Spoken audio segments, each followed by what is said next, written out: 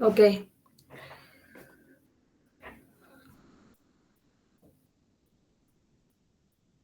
Bueno, dentro de los tumores vasculares, ya les había hablado de que tenemos una clasificación, ¿verdad? Los tumores que son los benignos, que son bastante frecuentes, ¿verdad? Son los hemangiomas. Y también tenemos de otros tipos que son neoplasias, que aunque sean locales, son bastante agresivas, pero que aún así no tienen la capacidad de hacer metástasis. Y tenemos los angiosarcomas, ¿verdad? Que son altamente malignos, ¿verdad? Pero que son muy poco frecuentes. Pasemos a la siguiente, por favor. Y acá tenemos la clasificación donde va desde las neoplasias benignas hasta los trastornos del desarrollo y otras que son neoplasias adquiridas. Dentro de estas podemos ver que están los hemangiomas y dentro de los hemangiomas tenemos los cavernosos, el papilar y el piógeno, que el nombre lo reciben de acuerdo a su morfología. Tenemos también los linfangiomas, ¿verdad? Que acá se clasifica en simple y en cavernoso.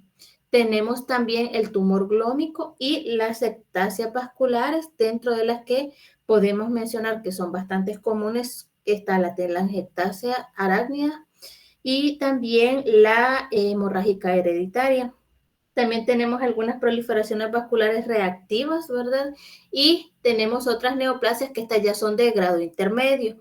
¿Cuáles son esas neoplasias? El sarcoma de Kaposi y el hemangioendotelioma, ¿verdad? Dentro del sarcoma de Kaposi, ¿verdad? Vamos a ver que este es provocado, bueno, eso lo vimos en el ciclo pasado, que este es provocado por una infección. Y también tenemos las neoplasias que son altamente malignas, ¿verdad? Dentro de los cuales podemos mencionar el angiosarcoma y el hemangiopericitoma. Pasemos al siguiente.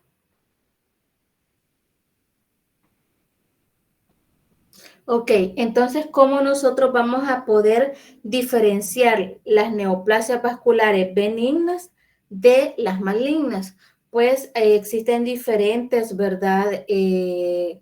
Cuestiones que nos van a permitir poder diferenciar una de otras. Primero, dentro de las benignas, ¿verdad? Se dice que tienen canales que son canales vasculares que son bastante evidentes, ¿verdad? Estos no van a formar vasos y todo lo contrario, ¿verdad? A los tumores malignos que van a ser bastante celulares, que nosotros ya sabemos que toda neoplasia maligna se va a caracterizar porque van a ser bastante celulares. Entonces, estas neoplasias malignas van a ser bastante celulares, también, ¿verdad? Van a ser bastante proliferativas y van a tener una tipia citológica. Y esto, ¿verdad? No es algo raro, ya que sabemos que todas las neoplasias malignas se comportan de esa manera. Ahora bien, el origen endotelial de estas proliferaciones requiere, ¿verdad?, la detección de inmunistoquímica o algunos marcadores específicos. Y dentro de estas técnicas son ya técnicas que son después de usar hematoxilina eosina. Pasemos a la siguiente. Ok, entonces vamos a iniciar con los tumores benignos, ¿verdad? Y los trastornos pseudotumorales. La palabra ectasia, ¿verdad? Es un término genérico que designa cualquier dilatación local de lo que es una estructura. Y esto lo vamos a diferenciar de lo que es una telangiectasia, ¿verdad? Que este término se va a emplear para describir una dilatación que es permanente de vasos pequeños preexistentes. Estos pueden ser capilares, vénulas, arteriolas y habitualmente pueden estar en piel o en las mucosas. Las telangiectasias, ¿verdad? Pueden ser ya sea congénitas o también pueden ser adquiridas. Pasemos a la siguiente. Y tenemos, ¿verdad? Esta neoplasia ¿Qué son los hemangiomas? Estos son neoplasias que van a ser bastante frecuentes, ¿verdad? Ahí tenemos nosotros en esa imagen una imagen que corresponde a un hemangioma de la lengua. Entonces, estas neoplasias, ¿verdad? Van a ser bastante frecuentes y se va a caracterizar porque van a estar compuestos por vasos que van a estar llenos de sangre. Se dice que constituye el 7% de todas las neoplasias benignas, ¿verdad? De la lactancia y de la infancia, y que en su mayoría estas van a estar presentes en el nacimiento. Aunque a veces dice que suele aparecer en otras partes del cuerpo, ya sea cabeza, el cuello, el tórax, también estos pueden aparecer de manera interna y ocasionalmente, ¿verdad? Se pueden distribuir de manera más extensa y cuando lo hace de esta manera recibe el nombre de angiomatosis. Entonces, existen, ¿verdad? Diferentes clasificaciones o diferentes tipos de esta neoplasia. Se dice que la transformación maligna de esta neoplasia va a ser bastante infrecuente. Hay diversas clasificaciones o variantes histológicas o variantes clínicas. Pasemos a la siguiente. Y entonces dentro de esta vamos a tener tres tipos, que está el hemangioma capilar, que esto se dice que van a ser los hemangiomas más frecuentes y que pueden aparecer ya sea en piel, pueden estar en tejidos subcutáneos o incluso pueden aparecer en la mucosa de lo que es la cavidad oral. También puede estar en los que son los labios, pueden estar en hígado y riñones, porque también dijimos que estos pueden aparecer de manera interna, ¿verdad? También tenemos los hemangiomas, que no lo puse acá, tenemos los hemangiomas juveniles, que estos hemangiomas se caracterizan porque reciben el nombre de hemangiomas en fresa y, ¿verdad? Más que todo aparecen en los niños recién nacidos. Es bastante común, ¿verdad? Estos hemangiomas juveniles, no sé si alguna vez ustedes han visto niños que aparecen, que nacen con manchas, ya sea en la cara, en el tórax, y antes, ¿verdad? La historia dice de que la gente creía que esos niños nacían así porque habían sido besados por un ángel, mas no sabían de que ese era un tipo de neoplasia, ¿verdad? También tenemos los hemangiomas cavernosos, que estos se van a caracterizar porque van a formar grandes conductos vasculares, pero que van a estar dilatados, pueden afectar las estructuras profundas y muchas veces estas no van a involucionar de manera espontánea. También vamos a tener lo que es el granuloma piógeno, ¿verdad? Que se va a caracterizar porque como lo dice su nombre, ¿verdad? Van a tener un aspecto pediculado, también van a ser rojos, van a tener un crecimiento bastante rápido y pueden aparecer en piel o en mucosa, ya sea gingival o oral. Pasemos a la siguiente, que creo que ahí están las imágenes. En la imagen B que nosotros tenemos ahí, ¿verdad? En esa imagen lo que podemos observar es un corte histológico de lo que es un hemangioma capilar juvenil. Lastimosamente casi no se ve muy bien, pero podemos observar que todos esos puntitos que están ahí, ¿verdad? Son células. Estos tumores se van a caracterizar porque van a ser bastante celulares, ¿verdad? Aun cuando no sean malignos. La siguiente. Y es la forma histológica de los hemangiomas cavernosos, ¿verdad? Estos se van a caracterizar porque no van a tener cápsula. La masa, ¿verdad? Va a estar bastante delimitada, pero aunque esté delimitada, van a carecer de una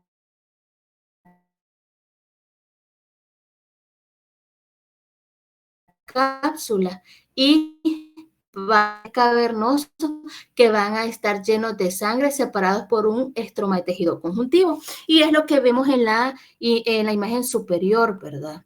Que todos esos espacios que vemos ahí son espacios vasculares que están llenos de sangre. Pasemos a la siguiente. Ok, y aquí tenemos la forma, ¿verdad? En cómo se vería un granuloma piógeno. Este es un granuloma piógeno de labio, el de la imagen D. Perdón, estas se van a caracterizar, como les dije, porque van a tener una forma de aspecto pediculado, ¿verdad? Van a ser de crecimiento rápido. Y en la última imagen, ¿verdad? Es un corte histológico de cómo se vería un hemangioma. Pasemos pediculado, pasemos a la siguiente. Y esas son las imágenes que ya les enseñé. Pasemos a la siguiente. Ok, vamos con lo que son los linfangiomas, ¿verdad? Son los equivalentes a los vasos linfáticos benignos, pero de los hemangiomas, ¿verdad? Ahora bien, existen diferentes tipos de lo que son los linfangiomas. Pueden ser linfangiomas simples o pueden ser linfangiomas cavernosos. Dentro de los linfangiomas simples o capilares, estos son lesiones que van a ser ligeramente elevadas, algunas veces pueden ser pediculadas y estos pueden aparecer ya sea en la cabeza, en el cuello, en tejido subcutáneo, ¿verdad? Axilar. ¿Cómo se van a ver histológicamente? Pues estos, ¿verdad? Presentan redes de espacios revestidos de un endotelio que solo se distinguen de los conductos capilares por marcadores endoteliales linfáticos, es decir, que además de hacer un estudio de hematoxilina eosina, los pacientes, ¿verdad?, que presenten este tipo de linfangioma van a tener que hacerles pruebas complementarias. Pasemos a la siguiente. Y acá tenemos los linfangiomas cavernosos, que estos también reciben el nombre de higromas quísticos. Estos pueden aparecer en el cuello, en la axila, también pueden aparecer en lo que es el retroperitoneo, pero es menos frecuente. Pueden alcanzar dimensiones que van a ser bastante grandes, ¿verdad? Y que además de, como son bastante grandes, pueden llegar a provocar deformidades. Estas lesiones van a estar compuestas por espacios linfáticos masivamente dilatados, ¿verdad? Que es lo que nosotros podemos observar en la figura en la imagen de abajo. Ahí vemos todos esos espacios que son espacios, ¿verdad?, linfáticos, pero que van a estar dilatados y que también, ¿verdad?, van a tener un estroma de tejido conjuntivo y agregados linfoides. Entonces, ¿verdad? Por lo general, los márgenes de estos tumores van a estar mal definidos y se va a caracterizar porque estos no van a estar encapsulados, lo que va a dificultar que el médico pueda quitarlos. Pasemos al siguiente. Ok, tenemos los tumores de grado intermedio, ¿verdad?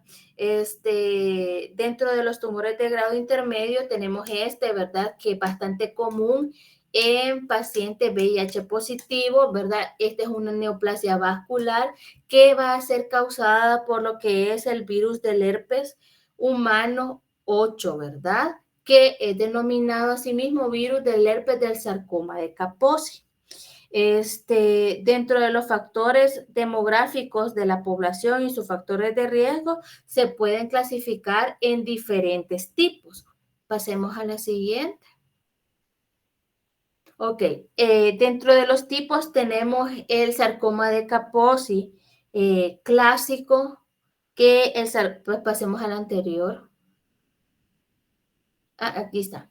Vamos a tener el sarcoma de Kaposi clásico, ¿verdad? Que va a ser característico de lo que son hombres de edad avanzada, que van a ser del Oriente Medio, que se va a asociar a neoplasias malignas o algunas alteraciones de la inmunidad, ¿verdad? Pero no a la infección por el virus de inmunodeficiencia humana. Eso lo tenemos que tener presente. ¿Cómo se va a manifestar? Pues se va a manifestar con la presencia de múltiples placas, ¿verdad? Que van a presentar los pacientes o algunos nódulos de aspecto rojizo, morados, y pueden aparecer muy comúnmente en lo que son las extremidades distales. Pasemos a la siguiente, es decir, las extremidades inferiores. Vamos a tener un sarcoma de Kaposi africano endémico, que este sí va a afectar a pacientes VIH. Este no va a aparecer tampoco en pacientes con VIH, ¿verdad? Positivo, ¿verdad? Y dice que aunque no aparezca de manera normal a personas con VIH, ¿verdad? Va a ser bastante agresivo, aunque su curso va a ser bastante lento. Afecta lo que son los ganglios linfáticos con mucha frecuencia, más que la variante clásica. Y en combinación con el sarcoma de Kaposi asociado a SIDA, ¿verdad? Actualmente es uno de los tumores más comunes en África. También vamos a tener un sarcoma de Kaposi que va a estar asociado al trasplante, ¿verdad? Por ende, se va a asociar a pacientes que han sido trasplantados, ¿verdad? Y por lo general, el sarcoma de Kaposi que está asociado a trasplante va a tener una evolución que va a ser bastante agresiva, va a afectar los ganglios linfáticos, puede afectar también lo que son las mucosas, las vísceras y también, ¿verdad? Algunas de estas lesiones pueden resolverse cuando se resuelve lo de la inmunodepresión. Tenemos otro sarcoma de Kaposi, ¿verdad? Que este es el que nosotros estamos como más informados, que es el sarcoma de Kaposi que está asociada a SIDA, que es epidémico, ¿verdad? Y que es una enfermedad propia del SIDA. ¿Verdad? Por lo general está en todo el mundo y es la causa más común de neoplasia maligna relacionada al VIH. Afecta con mayor frecuencia, ¿verdad?, a lo que son los ganglios linfáticos y también se puede diseminar a lo que son las vísceras en algunas fases tempranas de la evolución clínica. Pasemos a la siguiente. Eso ya lo vimos en la siguiente. Ok, entonces, ¿cuál va a ser la patogenia, verdad? Todas las lesiones del sarcoma del Kaposi son infectadas por el virus del herpes humano de tipo 8, ¿verdad? ¿Cómo se va a transmitir? Pues se transmite por vía sexual a través de las secreciones orales y las exposiciones cutáneas, ¿verdad? Causa algunas infecciones líticas y latentes, ¿verdad? También, ¿verdad? Dentro de la patogenia de estos pacientes, ¿verdad? Se dice que en las células con infección latente, las proteínas codificadas por este virus alteran los controles normales de la proliferación celular mediante lo que es la síntesis del homólogo vírico de la ciclina. Pasemos a la siguiente. Ok, ¿cómo lo vamos a observar morfológicamente hablando? El sarcoma de Kaposi clásico y a veces otras variantes, las lesiones cutáneas pueden tener diferentes fases, dentro de las cuales podemos mencionar tres. Una son las máculas, las placas elevadas y las lesiones nodulares. Pasemos a la siguiente. Y acá lo que nosotros podemos observar es una fotografía, ¿verdad? Donde vamos a ver lo que son las máculas y placas cutáneas, ¿verdad? Que van a tener un color muy característico que el libro menciona, que son lesiones planas de un color rojizo morado y que histológicamente lo que vamos a observar, ¿verdad? Es que van a haber espacios vasculares que van a estar revestidos por lo que son células endoteliales, que van a estar dilatados e irregulares y que van a tener la presencia de lo que son linfocitos. También va a haber la otra fase que es, ¿verdad? Cuando las lesiones se convierten en placas elevadas. Pasemos a la siguiente. Creo que ahí sale. No, no sale. Bueno, pasemos a la anterior. La anterior. Ok, las placas elevadas, ¿verdad? Estas van a ser más grandes, van a tener un color que va a ser violáceo, que van a estar compuestos por acumulaciones térmicas y que también va a tener la presencia de algunos conductos vasculares que van a ser irregulares. Vamos a tener la última fase, ¿verdad? Que es la fase donde las lesiones adquieren un aspecto nodular y que estas ya van a ser de manera más patente una lesión neoplásica.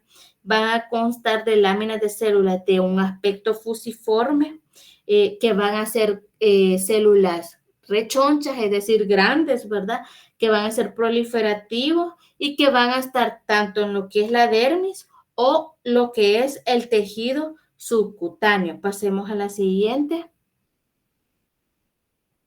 Y en esta imagen la ve, ¿verdad? Este es el aspecto histológico de la fase nodular. ¿Qué es lo que vamos a ver acá? Pues vamos a ver células que tienen un aspecto fusiforme, es lo que podemos ver en la imagen, ¿verdad? Que las células van a ser grandes, ¿verdad? Y que van a estar en proliferación. Pasemos a la siguiente. ¿Cuáles van a ser las manifestaciones clínicas, verdad? La mayoría de las infecciones por el virus del herpes 8 van a ser asintomáticas.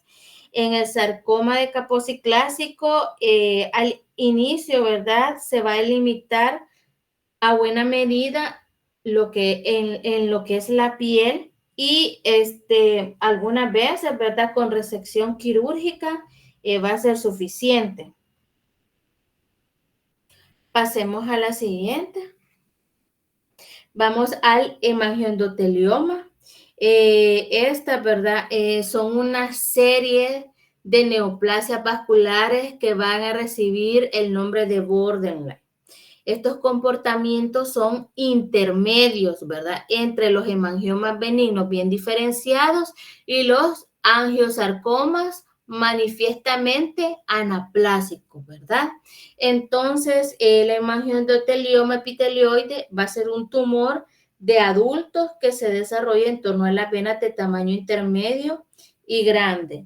El comportamiento que va a tener este tipo de neoplasia va a ser bastante variable y en un 40%, ¿verdad? De los pacientes, aunque se les haga una resección, van a tener una recidiva y un 20 a un 30% de estos pacientes pueden hacer una metástasis y se dice que un 15% de estos pacientes pueden fallecer por este tipo de tumor. Pasemos a la siguiente. Vamos al tumor maligno, ¿verdad?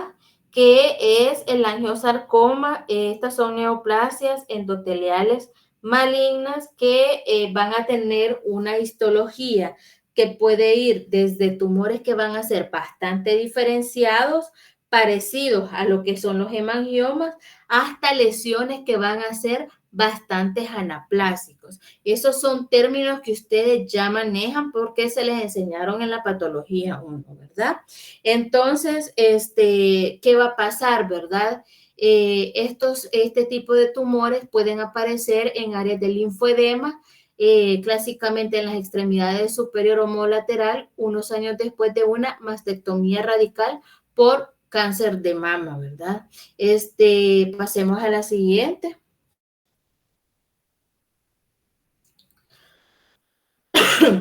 También tenemos los angiosarcomas hepáticos, que estos van a estar asociados con exposiciones a carcinógenos, dentro de los cuales podemos mencionar, ¿verdad? Los pesticidas, el dióxido de torio, que estos van a ser contrastes que se usan para los diferentes estudios de radiología, ¿verdad? Bueno, lo que se usaba anteriormente. Y también, ¿verdad? Va a estar asociado a otro tipo de carcinógenos. Van a estar compuestos porque tienen una latencia prolongada entre lo que es la exposición inicial y el desarrollo final del tumor.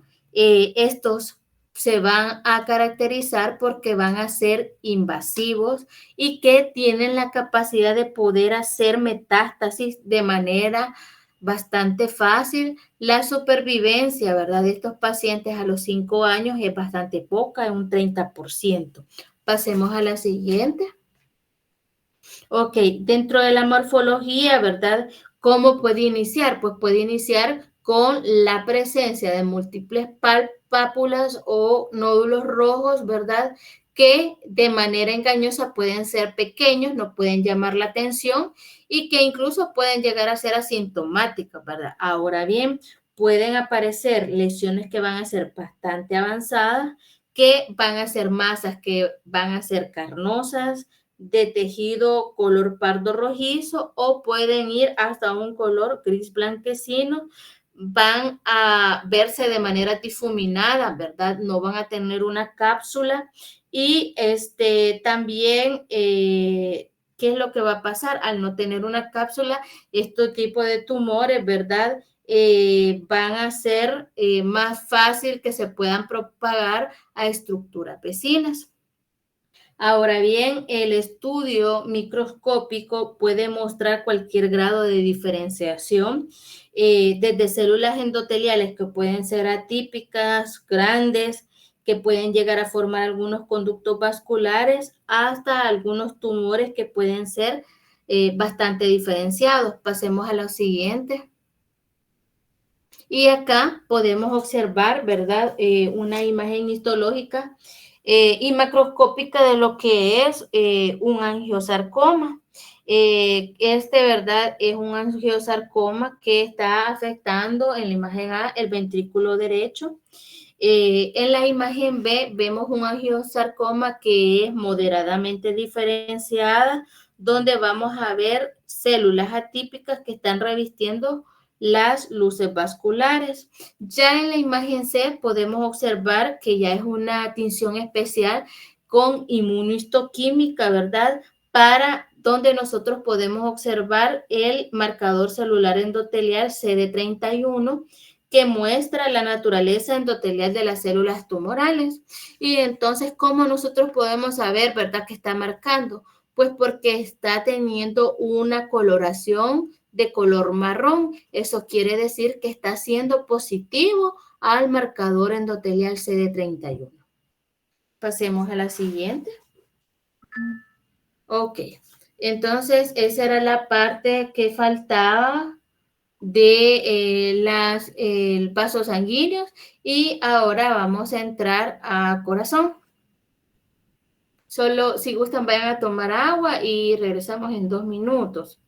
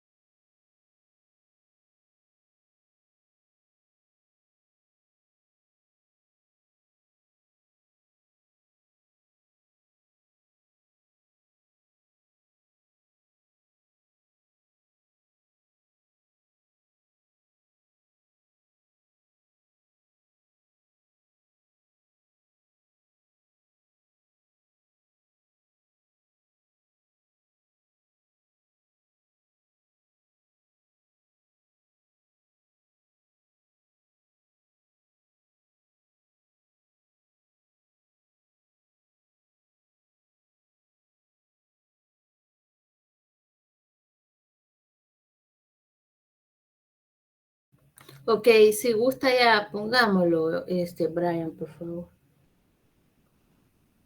Ok.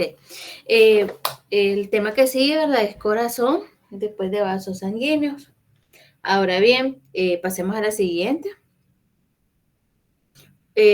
Para hablar sobre el tema cultural, ¿verdad?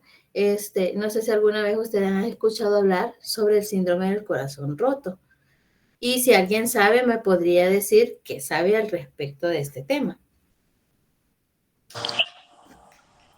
Sí, puedo yo. Sí, Jimena, adelante. De lo que yo he escuchado es cuando una persona pasa por un trauma bastante grande, ya sea como alguna pérdida, por ejemplo, y el trauma es tan grande de que se presenta en signos y síntomas, digamos. Por ejemplo, esta persona estaba sana y ya después del trauma grande puede hacerse incluso hipertenso o cosas así que lo pueden llevar hasta la muerte incluso. Perfecto, gracias. Y cabal, ¿verdad? Lo que dice Jimena, el síndrome del corazón roto es una afección cardíaca que aparece en personas después de situaciones estresantes o emociones extremas. De ahí, ¿verdad? De que algunas personas pueden presentarlo después de que la pareja los ha terminado, ¿verdad? Parece algo dramático, pero sí puede pasar. Algunas veces esta afección puede ocasionarse también por alguna enfermedad física grave o alguna cirugía, ¿verdad? ¿Y por qué se va a caracterizar? Porque estas pacientes van a tener un dolor en el corazón que va a aparecer de manera repentina, ¿verdad? Haciendo creer que esta paciente puede estar ante la presencia de un infarto.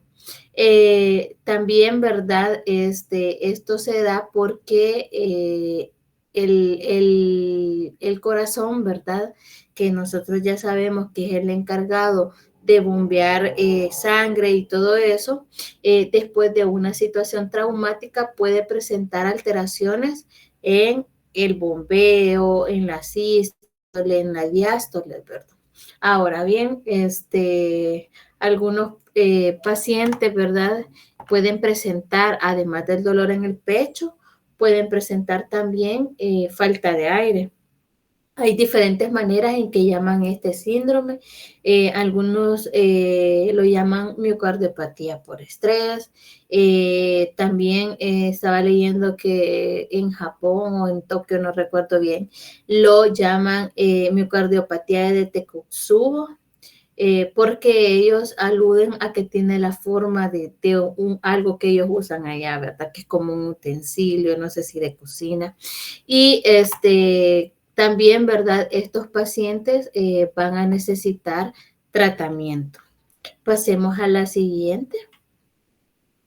Ok, entonces vamos a iniciar con cosas bastante básicas que pues se supone que ustedes ya la saben, ¿verdad? Pero que aún así vamos a hacer un breve recordatorio. Primero, ¿verdad? Sabemos que el corazón propulsa más de 7.5, ¿verdad? Litros de sangre por el organismo cada día, que late más de 40 millones de veces, que constituye el primer sistema de órganos plenamente funcional, ¿verdad? Que en una mujer promedio mide entre 300 y 360 gramos, ¿verdad? Y que si hay un engrosamiento ventricular, indican hipertrofia y que el aumento del tamaño de la cavidad implica una dilatación.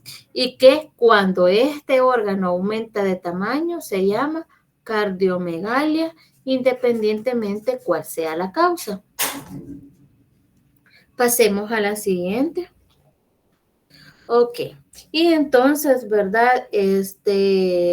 Vamos a iniciar hablando sobre histología, las partes y esas cuestiones que son bastante básicas, ¿verdad? Ya sabemos nosotros que el corazón se contrae durante lo que es la sístole y se relaja durante lo que es la diástole, ¿verdad? Ahora bien, que vamos a tener estructuras que van a ser sumamente importantes, que van a ser llamadas miocardiocitos, ¿verdad? Que estos van a estar dispuestos en lo que es el ventrículo izquierdo, van a estar dispuestos de manera circunferencial o en espiral para poder tener la capacidad de generar una contracción que sea bastante vigorosa y que también estos mismos miocardiocitos van a estar presentes en lo que es el ventrículo derecho y que estas, ¿verdad? Van a tener también la capacidad de poder generar fuerzas contráctiles, pero que van a ser un poco menos intensas que las del ventrículo izquierdo. Ahora bien, ¿qué podemos hablar nosotros sobre la anatomía básica también de lo que es el corazón, es decir, su composición, ¿verdad? Primero, ¿verdad? Acá estamos viendo una imagen donde podemos observar que el corazón es una pared muscular, ¿verdad? Que va a tener abundantes vasos sanguíneos y que estos vasos sanguíneos van a estar entremezclados con fibras musculares. ¿Para qué? Para que les puedan dar suficientes nutrientes y suficiente cantidad de oxígeno, que es lo que necesita el corazón, ¿verdad? Ahora bien, esta pared muscular puede tener dos revestimientos, ¿verdad? Uno que va a estar en la cara interna, que esta sería como la cara endocárdica, ¿verdad? Esta, ¿verdad? Va a estar revestida por lo que es el endocardio y es la cara que vamos a encontrar mirando hacia la cavidad del corazón. El endocardio, ¿verdad? Es una capa de tejido conectivo que va a ser bastante delgada y que va a estar cubierto por lo que es endotelio. Ahora bien, también vamos a tener una cara externa, ¿verdad? De la pared muscular del corazón, que esta va a estar revestida por el pericardio. El pericardio, ¿verdad? También es una capa de tejido conectivo, pero este se va a caracterizar porque va a ser un poco más laxo, va a ser bastante flexible, ¿verdad?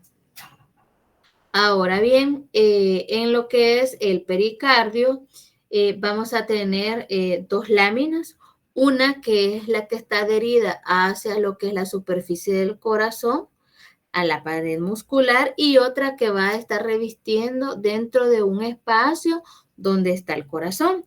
Entonces, la lámina del pericardio que está pegada a la pared la vamos a llamar pericardio visceral y la que está revistiendo toda la cavidad cardíaca o la cavidad donde se aloja el corazón va a ser el pericardio parietal, que es lo que nosotros podemos observar ahí en la imagen.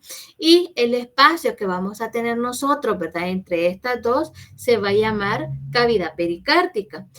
Normalmente, ¿verdad? Dentro de esta cavidad va a haber una pequeña cantidad de líquido que eso va a permitir, ¿verdad? Que no haya un rozamiento entre estas dos capas de epitelio, ¿verdad? Pasemos a la siguiente. Y esta es la parte más bonita, ¿verdad? Aquí tenemos un corte histológico de una porción de la pared del corazón. En la imagen número 1, ¿verdad? Esta es la cara interna.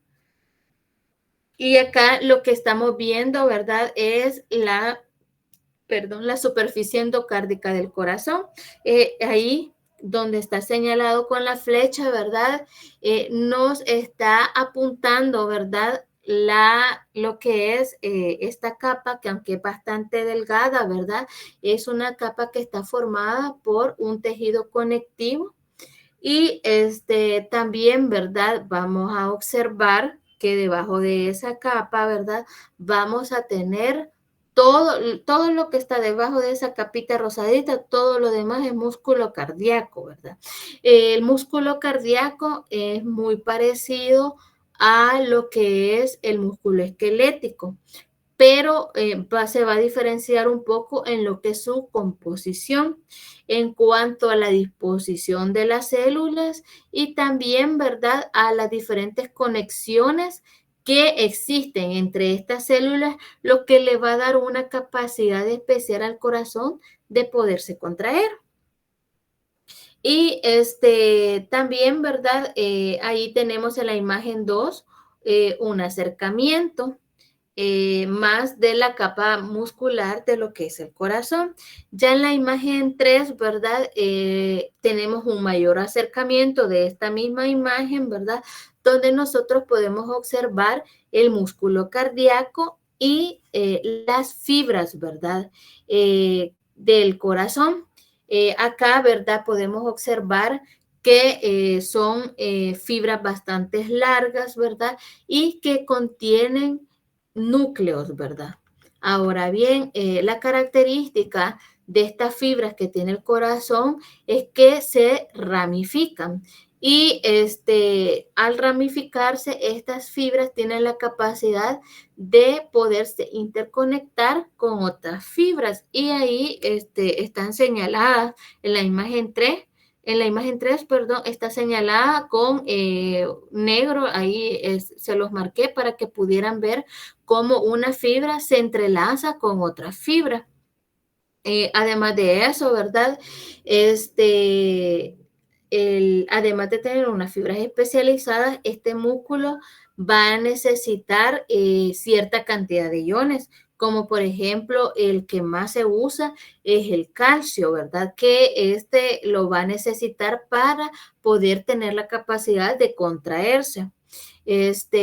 También se dice, ¿verdad? Que este va a ser el ion principal que se va a usar para el metabolismo del corazón, ¿verdad? Ahora bien, también, además de eso, ¿verdad? Podemos observar que acá en esta imagen podemos ver que va a haber, perdón, valga la redundancia, un pigmento, bueno, no se ve muy bien ahí, que va a ser un pigmento de lipofusina. La lipofusina es un pigmento especial, ¿verdad? Que va a ser resultado del metabolismo. Y a veces, ¿verdad? El acúmulo de esto da ese aspecto que es como un color amarillo que casi sí, no se ve muy bien ahí, ¿verdad? Y es lo que se va acumulando de lipofusina. También, ¿verdad? Podemos observar, además de las fibras, de los pigmentos de lipofusina, también podemos observar que hay presencia de algunos vasitos vasculares que van a tener contenido, ¿verdad? Dentro de ellos, algunos eritrocitos. Pasemos a la siguiente.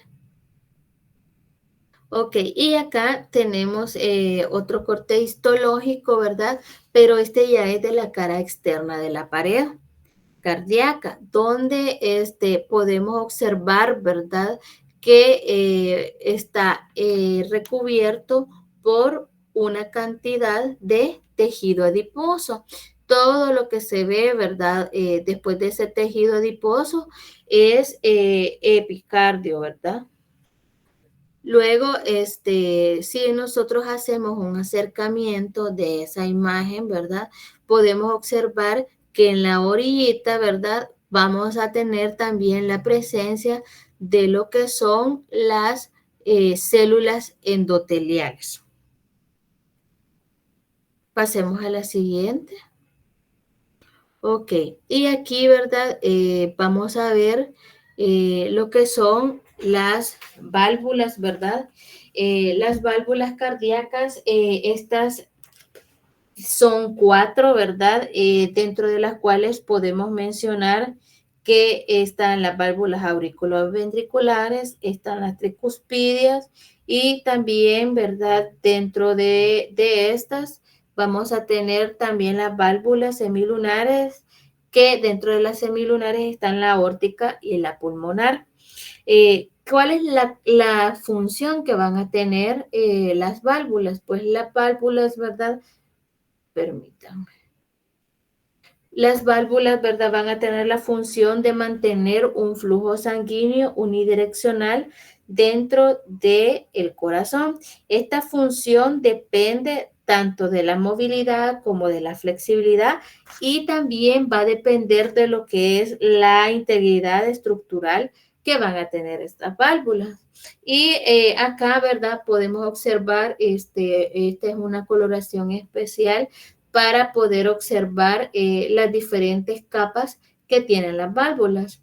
Las válvulas van a tener tres capas, que está la capa fibrosa, está la capa esponjosa y tenemos la capa ventricular o auricular. No vamos a entrar mucho en contexto, ¿verdad? Esto solo es para que podamos tener como un recordatorio de la anatomía básica. Pasemos a la siguiente. Ok, ahora vamos con el riego sanguíneo, ¿verdad? Ya les había dicho que acá en el corazón hay unas células que van a ser como las células principales o los personajes principales que van a ser los miocardiocitos. Estos miocardiocitos van a depender exclusivamente de lo que es la fosforilación oxidativa, ¿verdad?, para poder cubrir sus necesidades energéticas. Además, también que van a necesitar una alta densidad de lo que son las mitocondrias. ¿Para qué? Para que estas, ¿verdad?, puedan hacer la generación de energía. Y también, ¿verdad?, además de eso, esto va a requerir un aporte constante de sangre oxigenada, lo que va a hacer que el miocardio sea extremadamente vulnerable a lo que es la isquemia, que lo vamos a ver más adelante. Entonces, el flujo sanguíneo del miocardio se produce durante lo que es la diástole ventricular tras el cierre de la válvula aórtica y cuando la microcirculación no está comprimida por la contracción cardíaca. No vamos a entrar mucho en contexto porque esto solamente es un repaso, ¿verdad? Entonces, acá vamos a ver que las arterias coronarias izquierda y derecha van a funcionar como arterias terminales, aunque automáticamente la mayoría de los corazones tienen numerosas anastomosis. Pasemos a la siguiente. Y también sabemos nosotros que en el corazón vamos a tener un sistema de conducción. La frecuencia y el ritmo cardíaco se van a coordinar, ¿verdad?, por lo que son los miocardiocitos. Pero estos van a ser miocardiocitos excitadores y conductores que van a ser especializados dentro del sistema de conducción cardíaco. Entonces, ¿qué va a pasar? Dentro del sistema, ¿verdad?, de conducción cardíaco, van a despolarizarse de manera espontánea y esto les va a permitir actuar como un marcapaso cardíaco natural. Y existen diferentes componentes en el sistema de conducción, dentro de los cuales podemos mencionar que ahí están ya con los nombrecitos, ¿verdad? Está el marcapasos del nódulo sinoauricular, que es en la unión de la orejuela auricular derecha y la vena cava superior. Vamos a tener el nódulo auriculoventricular, que va a estar situado en la aurícula derecha a lo largo del tabique interventricular. Vamos a tener el haz de His, ¿verdad?, que conecta lo que es la aurícula derecha con el tabique interventricular. Y de último vamos a tener las que están casi en la punta del corazón, que van a ser, ¿verdad?, las redes de Purkinje, que va a haber una rama tanto derecha como una rama izquierda, que ahí lo podemos ver señalado, ¿verdad? Y que estas van a ser las que van a estimular, ¿verdad?, los ventrículos a través de las diferentes ramificaciones que van a tener. Pasemos a la siguiente. Ok, en cuanto a la regeneración del corazón, ¿verdad? Ok, ¿qué me pueden decir sobre la regeneración del corazón? Vamos a ver quiénes están acá. Michael, ¿qué me puede decir usted sobre la regeneración del corazón? Yo en una clase de regeneración y reparación les hablé sobre diferentes tipos de tejidos que existían de acuerdo a la división celular. ¿Lo recuerdan? ¿Qué me puede decir usted del corazón? Recordando la clase de patología 1. Ajá. Vaya, la regeneración del corazón, hay muchos intereses, va, porque, No, porque no me lea lo que dije a la diapo. ajá, sí, ay, que ya está ahí.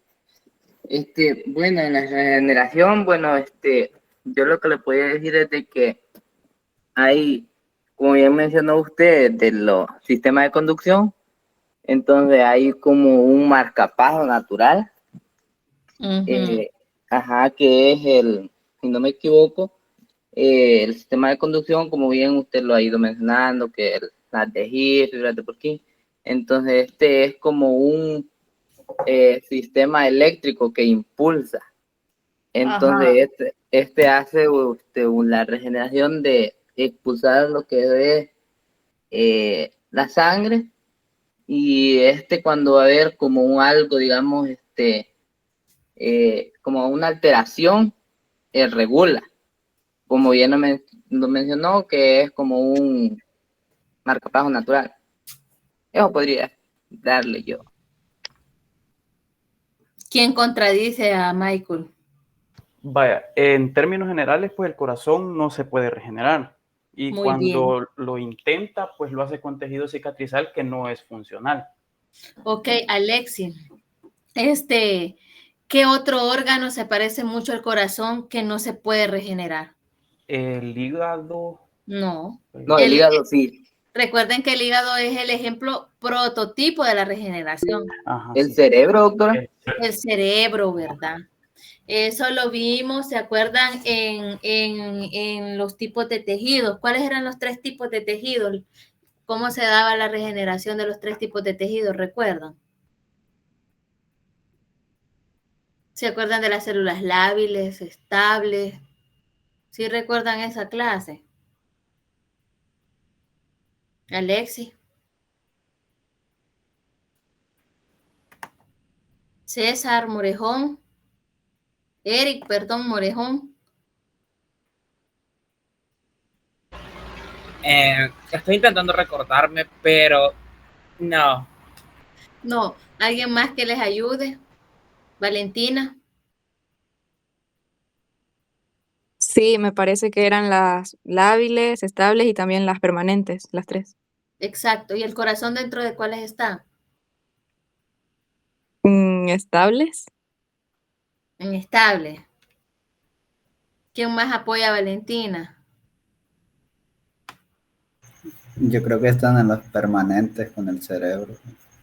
Vaya, eso se lo puede dejar tarea para el día de mañana. ¿Por qué? Por eso les decía que tenían que estudiar patología 1, ¿verdad? ¿Para qué? Porque muchos de esos datos nos van a servir en estas otras clases. Ahora bien, dentro, ¿verdad? De la regeneración del corazón, pues la verdad que sí se han hecho diferentes estudios, ¿verdad? Donde se ha intentado verlo de la regeneración del corazón, pero la verdad que es algo que hasta el momento no se puede dar, ¿verdad? Porque nosotros sabemos que el corazón es bastante lábil a cualquier tipo de lesión. Ahora bien, pasemos acá tenemos un cuadro donde podemos observar los cambios que se dan en el corazón envejecido, ¿verdad? Y ahí aparecen las diferentes partes, ¿verdad? Del corazón. Y por ejemplo, tenemos en las arterias coronarias, tenemos los cambios de envejecimiento. Por ejemplo, algo que nosotros hemos visto bastante es los depósitos de calcio. Y aquí los podemos observar. También tenemos las placas ateroscleróticas, ¿verdad? Que eso es bastante común. Eso es dentro de las arterias coronarias, que son una parte bastante importante del corazón. También, ¿verdad? vamos a tener dentro de las cavidades que dentro de los cambios del corazón van a haber, por ejemplo, mayor aumento de tamaño de la cavidad de la aurícula derecha, también del ventrículo izquierdo, y que muchas de estas alteraciones o estos cambios van a estar asociadas a las diferentes patologías que vamos a ir viendo más adelante. Pasemos a la siguiente. Ok, entonces dentro de las perspectivas, ¿verdad? Generales de la fisiopatología cardíaca, vamos a decir que la patología cardíaca se producen como consecuencia de uno o más de estos seis mecanismos. Primero tenemos el mecanismo de insuficiencia de la bomba, que es debido a la mala función contráctil, es decir, a una disfunción sistólica, o también se puede deber a un deterioro de lo que es la relajación para poder permitir el llenado, que acá sería una disfunción diastólica. También tenemos otro de los mecanismos, que es una obstrucción del flujo, que esta puede causarse ya sea por una estenosis valvular o por un aumento de la presión contra la cual se debe de bombear al corazón. Tenemos una que también es la regurgitación del flujo o un flujo retrógrado. En esta, ¿verdad? Puede ser causado por una insuficiencia vascular, donde el volumen que es expulsado con cada contracción se dirige hacia atrás, por eso se llama retrógrada, causando de esta manera lo que es una sobrecarga de volumen y también una disminución del flujo anterógrado. Tenemos otro mecanismo que es la derivación de lo que es el flujo. En esta se caracteriza porque se desvía la sangre de manera inadecuada dentro de lo que son las cavidades o de un vaso a otro vaso. Y esto puede provocar lo que es una sobrecarga tanto de la presión y del volumen, o también pueden dar lugar a ciertos cortocircuitos que pueden dañar a los corazones, perdón, a los pulmones, y que también pueden provocar una hipoxia. Tenemos también una conducción cardíaca normal o trastornos de la conducción, que esto lo que va a hacer es que va a provocar una descoordinación de los impulsos cardíacos, o también puede provocar ciertos bloqueos de las vías de conducción.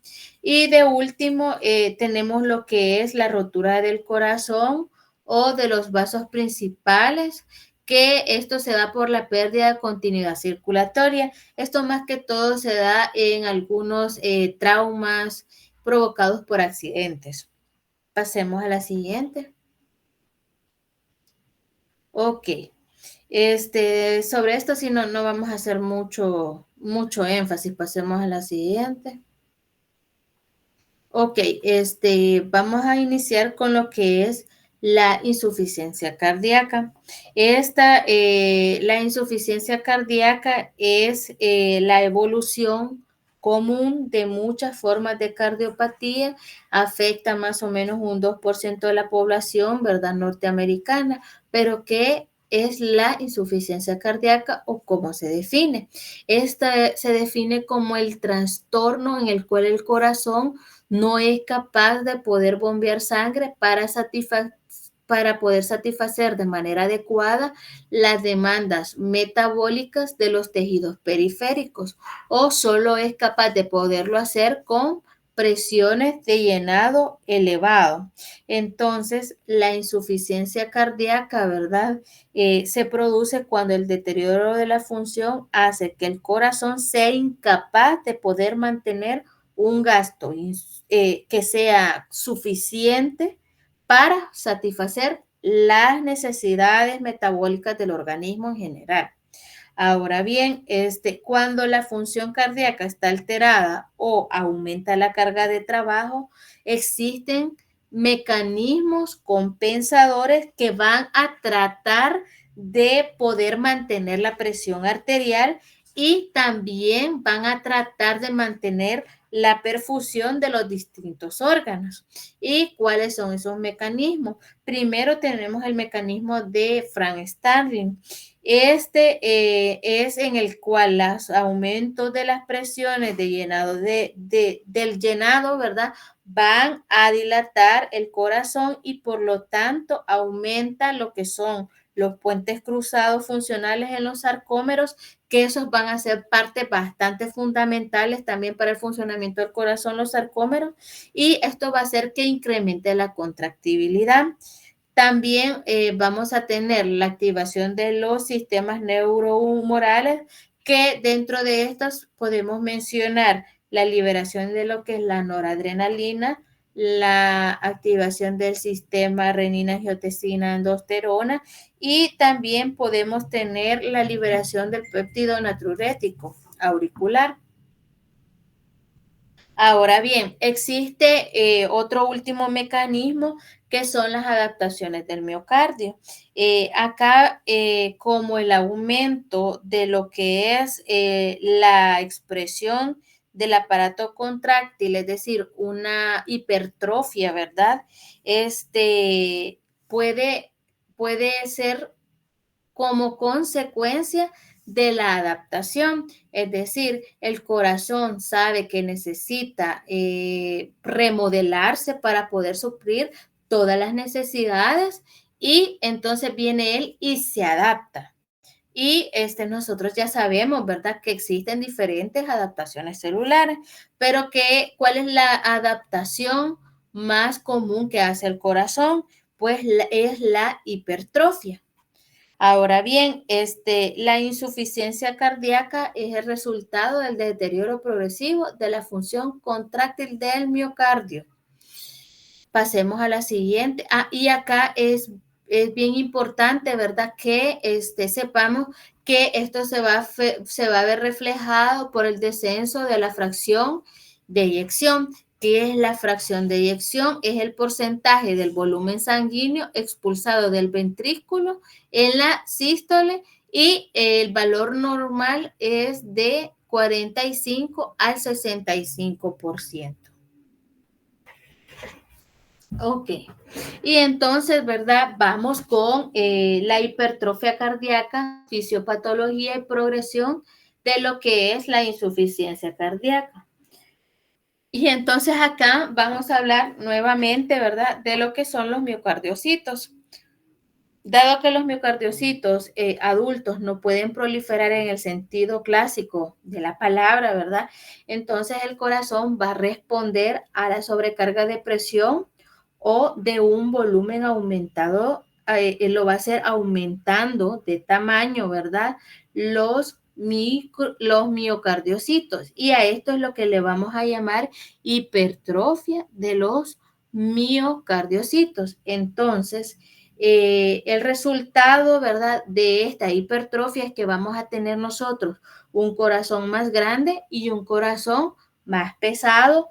Y además de eso, ¿verdad?, la hipertrofia va a implicar un aumento de la síntesis de proteínas. ¿Por qué? Porque va a necesitar formar sarcómeros adicionales y también van a tener un mayor número de lo que es las mitocondrias, ¿verdad? Y un aumento del tamaño de los núcleos. Y eso lo podemos observar nosotros en esa imagen, ¿verdad?, que tenemos ahí. Donde primero que podemos observar, vamos a ver, Ever, ¿qué podemos observar en la imagen A?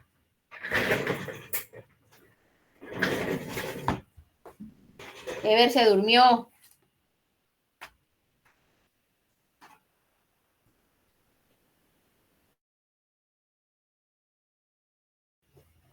¿De qué estamos hablando, Eric?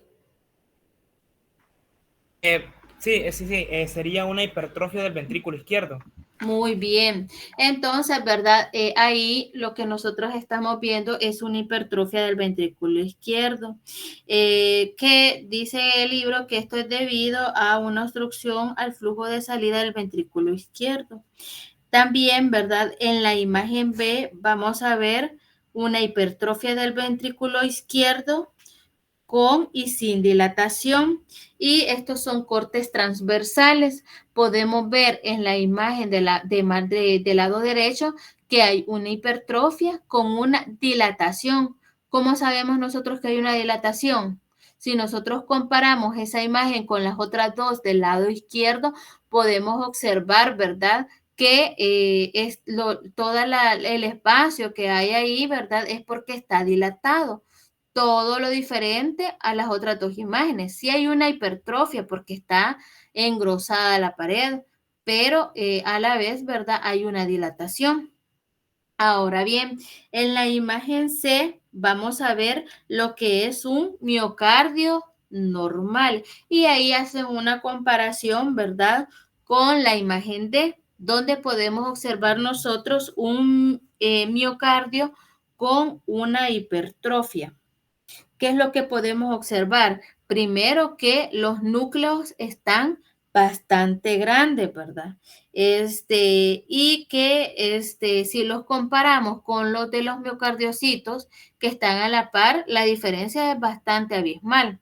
Entonces, la hipertrofia requiere un aumento de la síntesis de proteínas para poder formar sarcómeros adicionales. Y eso es importante que nosotros lo tomemos en cuenta, ¿verdad? Pasemos a la siguiente.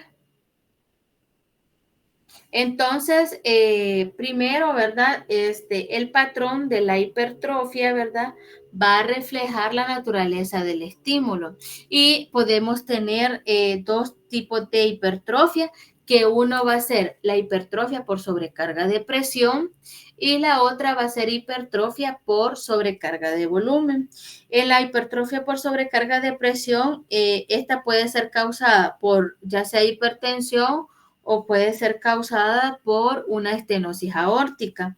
Entonces, ¿qué pasa acá? Lo que pasa es que se van a ensamblar nuevos sarcómeros al tejido, ¿verdad?, en paralelo al eje longitudinal de las células. Y en la otra, en la que es una hipertrofia por sobrecarga de volumen, esta puede ser causada por una insuficiencia valvular, donde también acá se van a ensamblar nuevos sarcómeros en serie, y que esto, ¿verdad?, me va a provocar, en este caso, una dilatación ventricular. Ahora bien, en la hipertrofia cardíaca pueden existir cambios sustanciales en lo que es la célula propiamente dicho y también en los tejidos. La hipertrofia cardíaca, ¿verdad?, inicialmente va a ser adaptativa, puede hacer que los miocardiocitos sean vulnerables a las lesiones. La mayoría de las hipertrofias cardíacas van a estar asociadas a mayores demandas metabólicas debido al incremento de la masa, de la frecuencia cardíaca y también de la contractibilidad. También las hipertrofias se pueden acompañar, ¿verdad?, de un depósito de lo que es matriz intersticial, que puede disminuir la distensibilidad cardíaca. Fue, creo que no sé quién lo dijo, que como una manera, ¿verdad?, de reparar, se empieza a formar matriz intersticial, que eso ya lo vimos nosotros, ¿verdad?, también en vasos sanguíneos. Y entonces esa cicatriz puede ser que sí repare, pero que eso haga que el corazón tenga menor capacidad de poder distenderse, contraerse, ¿verdad? Y de esta manera poder perder todas las capacidades funcionales normales. Pasemos a la siguiente. Ok, y acá dice que el grado de anomalía anatómico no siempre va a reflejar la gravedad de la disfunción. Sin duda, el aspecto macroscópico del corazón insuficiente no traduce correctamente la base subyacente estructural, bioquímica, molecular y la insuficiencia contráctil miocárdica. Entonces, ¿qué pasa? Independientemente, ¿verdad? Cuál sea la base de la insuficiencia cardíaca, se va a caracterizar por un grado variable de reducción del gasto cardíaco y la perfusión tisular que se asocia a una acumulación de sangre en el sistema de capacitancia venoso, que esto es llamado insuficiencia retrógrada. Y ahora bien, acá nosotros vemos este esquema, que es el esquema 12.2, donde podemos observar una representación esquemática de las causas y consecuencias de lo que es la insuficiencia cardíaca. Y ahí tenemos, por ejemplo, que la hipertensión, la valvulopatía y el infarto del miocardio, cada uno de ellos provocan diferentes cuestiones. Por ejemplo, en la hipertensión hay una sobrecarga de presión. En la valvulopatía hay una sobrecarga de presión, pero también hay una sobrecarga de volumen. Tenemos el infarto del miocardio, que hay una disfunción regional con sobrecarga del volumen. ¿Qué hacen estas tres situaciones? Que haya un aumento del trabajo cardíaco y aumento de la tensión de la pared. Y eso, ¿verdad? Me va a llevar a una distensión celular y una hipertrofia o una dilatación que puede estar caracterizada por un aumento del tamaño y de la masa del corazón, un aumento de síntesis de las proteínas, o también puede haber una inducción de genes inmediatos precoces, ¿verdad? O una inducción del programa génico fetal. También pueden haber presencia de proteínas anómalas, puede haber también fibrosis por el mismo proceso de reparación y puede haber también una vasculatura inadecuada. Todas estas situaciones me van a llevar a una difusión cardíaca, ¿verdad? Que puede estar caracterizada por una insuficiencia cardíaca, ya sea sistólica o diastólica, por arritmias y por una estimulación neurohumoral. Pasemos a la siguiente. Y tenemos que existe insuficiencia cardíaca izquierda y insuficiencia cardíaca derecha, ¿verdad? Ahora bien, ya que hablamos hemos estado hablando de lo que es hipertrofia y todo eso, vamos a ver la hipertrofia que se produce, por ejemplo, en deportistas. ¿Qué tipo de hipertrofia sería?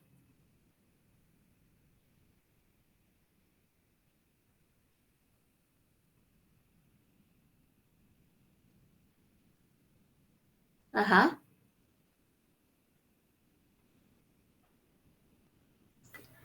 Una hipertrofia fisiológica, Muy bien, Germán. ¿Por qué? porque es una respuesta del corazón ante el ejercicio excesivo. Ujú. Entonces, ¿verdad? Como dice Germán, es una hipertrofia por sobrecarga de volumen. Y esta hipertrofia tiende, ¿verdad?, a actuar de manera contraria a la hipertrofia patológica. ¿Por qué?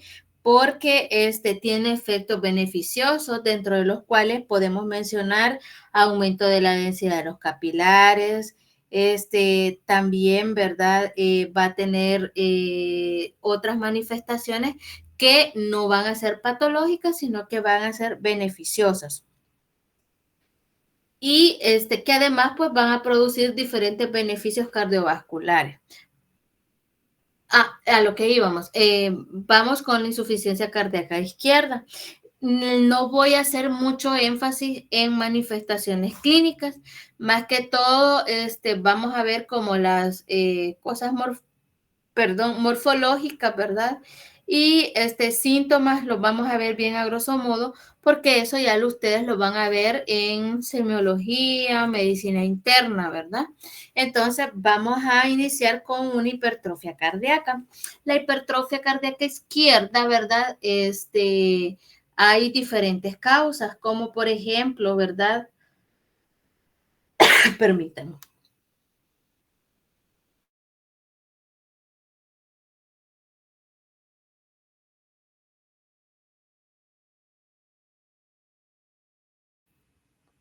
Ok, hay diferentes causas, dentro de las cuales podemos mencionar la cardiopatía isquémica, podemos mencionar la hipertensión, la valvulopatía aórtica y mitral, también podemos mencionar las miocardiopatías primarias. ¿Cuáles van a ser los efectos clínicos y morfológicos de la insuficiencia cardíaca izquierda? Pues estos van a ser consecuencia de la congestión pasiva, es decir, una acumulación de sangre en la circulación pulmonar, éstasis de sangre en lo que son las cavidades izquierdas, ¿verdad? Y perfusión inadecuada de los tejidos anterógrados, que va a provocar una disfunción de los órganos. Ahora bien, ¿cuáles van a ser los síntomas que va a presentar el paciente? Pues los síntomas iniciales van a ser congestión, edema de pulmón, va a haber tos, disnea, ortopnea, disnea paroxística nocturna. Vamos a ver qué es ortopnea, Fabiola.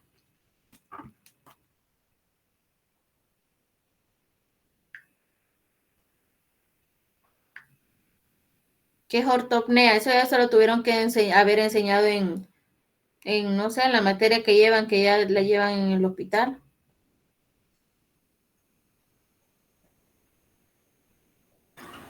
Disnea en decúbito y supino. Y la disnea paroxística nocturna, Fernando Salamanca.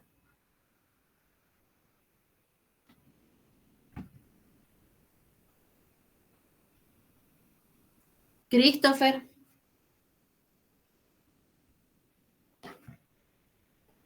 ¿Está dormido? Es dificultad para No, respirar. creería que... Bueno, dale, yo te digo vos. Ajá, dificultad para respirar durante el sueño. Muy bien, Sería ¿verdad? por la noche, básicamente. Ok, entonces esos son los síntomas que van a presentar estos pacientes con una insuficiencia cardíaca izquierda, ¿verdad? También van a tener una cardiomegalia, ¿verdad? Que va a ser evidente en pruebas de imagen, como por ejemplo rayos X, ¿verdad? De tórax.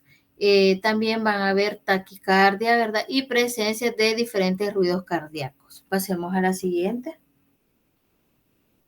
Entonces, morfológicamente, pues vamos a tener, ¿verdad? Infartos del miocardio, hasta válvulas estenóticas o insuficientes. También vamos a tener en los pulmones una congestión pulmonar y edema, ¿verdad? Y vamos a observar que van a haber macrófagos cargados de hemosiderina. Que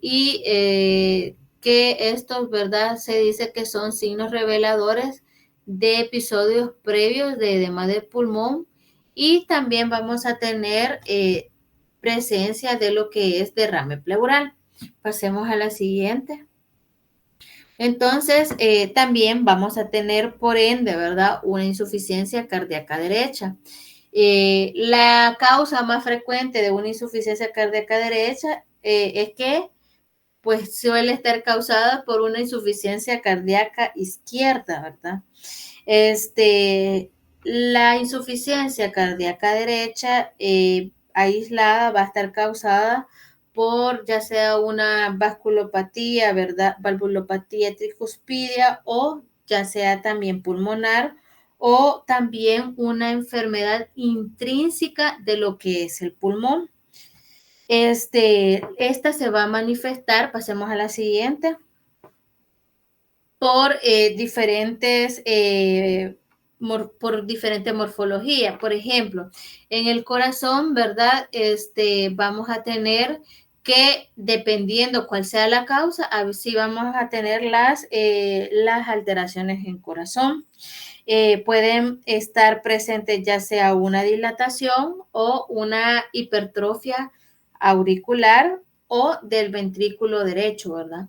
También podemos tener congestión de vasos hepáticos y portales que pueden producir cambios patológicos en el hígado. Podemos tener también lo que es la presencia de una hepatomegalia congestiva y además de eso, tener una atrofia centrolobulillar que se produce, ¿verdad?, en un aspecto de nuez moscada. Esto, ¿verdad? Más que todo cuando ya hay una congestión pasiva crónica y cuando hay la presencia de una hipoxia grave que me puede llevar a una necrosis centrolobulillar. También, ¿verdad? Vamos a tener alteraciones en el espacio pleural, pericárdico y en el peritoneo. También vamos a tener algunas alteraciones renales, ¿verdad? También podemos tener dentro de las alteraciones del hígado, podemos tener una dilatación sinusoidal. Y dentro de las del riñón podemos tener una congestión renal o también una lesión hipóxica. Pasemos a la siguiente. Ok. No sé si hasta ahorita tienen alguna duda o continuamos. Ya nos falta poquito, una media hora. Vaya. Eso sería dentro de las generalidades de la insuficiencia cardíaca. Acá en este capítulo del corazón, también vamos a ver, ¿verdad? Las alteraciones causadas por cardiopatías congénitas. Y para poder nosotros conocer, ¿verdad?, esas alteraciones, tenemos que saber cómo se da la formación o el desarrollo del riñón. Entonces, la correcta orquestación del desarrollo cardíaco va a depender de lo que es una red de factores de transcripción, que estos van a ser regulados a través de la transducción de señales en las que intervienen diferentes vías. El corazón, ¿verdad? Es un órgano mecánico que genera sangre punzátil a partir de la tercera semana de fecundación. Y es aquí, ¿verdad?, donde se entra como en un dilema si es el feto pasa a ser un ser vivo si ya tiene un latido del corazón a la tercera semana, ¿verdad? Y qué tan correcto es el aborto. Entonces, muchas corrientes, ¿verdad?, que defienden lo que es el aborto, alegaban que pues que si no tiene latido, ¿verdad?, que se podía dar o inducir un aborto. Pero acá nosotros ya vemos que a partir de la tercera semana, pues un embrión ya tiene latido, ¿verdad? Entonces, las diversas malformaciones, ¿verdad?, que se dan en las cardiopatías congénitas van a estar causadas por errores que tienen lugar durante complejos de migración y también de plegamiento que van a constituir la morfogenia cardíaca. Entonces, algunas anomalías que son graves van a ser incompatibles con lo que es la vida y también, ¿verdad?, incompatibles con la supervivencia intrauterina. Por ello, estos defectos, ¿verdad?, que permiten el desarrollo hasta el nacimiento, se van a limitar a lo que son ya sea las cavidades o las regiones específicas, siendo el resto del corazón normal. Pasemos a la siguiente. Y entonces acá podemos observar, ¿verdad?, de que existen diferentes alteraciones, como por ejemplo, tenemos las comunicaciones, las lesiones estenóticas y también las anomalías del infundíbulo. Dice que los defectos circunscritos que afectan a regiones concretas del corazón o cavidades individuales son compatibles con llegar vivo al nacimiento. Y vamos a tener estas tres tipos de lesiones, ¿verdad? Pasemos a la siguiente. Y acá tenemos una tabla donde nosotros podemos observar la frecuencia de las malformaciones cardíacas. Vamos a ver. Jason. Dígame, doctora. Jason, interprétame el cuadro, la tabla 12.2.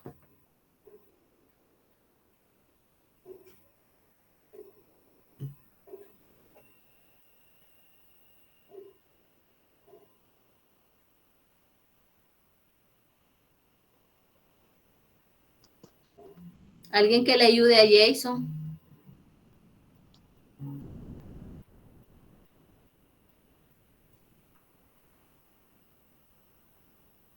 Nadie le quiere ayudar, ya se están durmiendo. Vamos a ver, Carla Fermán. Dígame.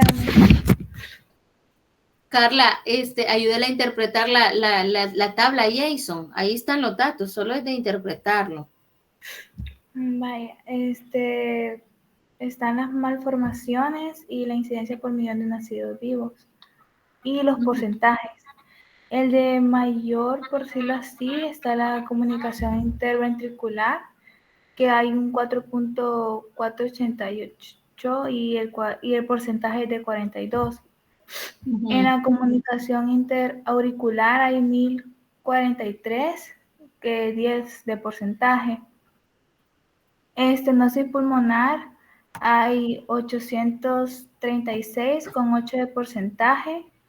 Conducto arterioso persistente 781 con 7 de porcentaje. Tetralogía de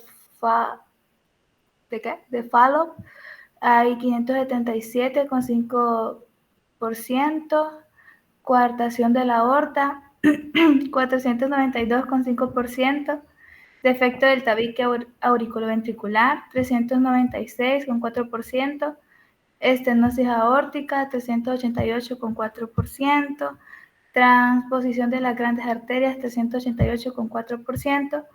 Tronco arterioso 136, 1%. Conexión de las venas pulmonares anómalas total 120, 1%. Atresia tricúspide 118, 1%. Y en total hay 9.757 incidencias por millón de nacidos vivos. Ok, gracias. Entonces podemos concluir, ¿verdad?, que las más comunes son la comunicación interventricular y la comunicación interauricular. También tenemos otra tabla, ¿verdad?, donde podemos observar los diferentes defectos genéticos que van a estar asociados a cardiopatías congénitas. Y ahí tenemos los trastornos que son sindrómicos y los que no son sindrómicos, los genes que están asociados y la función del producto génico. Eso les va a quedar de tarea para que ustedes lo puedan ir a leer. Pasemos a la siguiente. Ok, y entonces, ¿cuál va a ser la etiología y la patogenia? No sé, siento que me falta una diapositiva ahí. Pero en fin, la causa precisa, ¿verdad?, del por qué se dan las cardiopatías congénitas, se desconoce realmente en el 90% de los casos. Las cuestiones como que asocian más, ¿verdad?, las investigaciones son las exposiciones ambientales.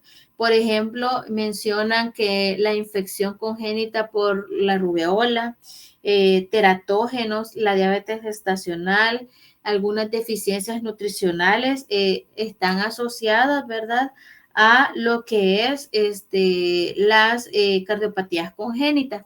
Pero también hay un dato que es bastante importante, donde dice que la causa genética más importante o más frecuente de las cardiopatías congénitas es la trisomía 21. ¿Cuál es la trisomía 21, Tatiana Salvador?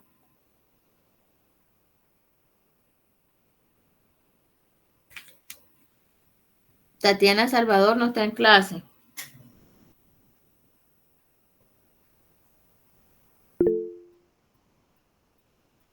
Sí, doctora, aquí estoy.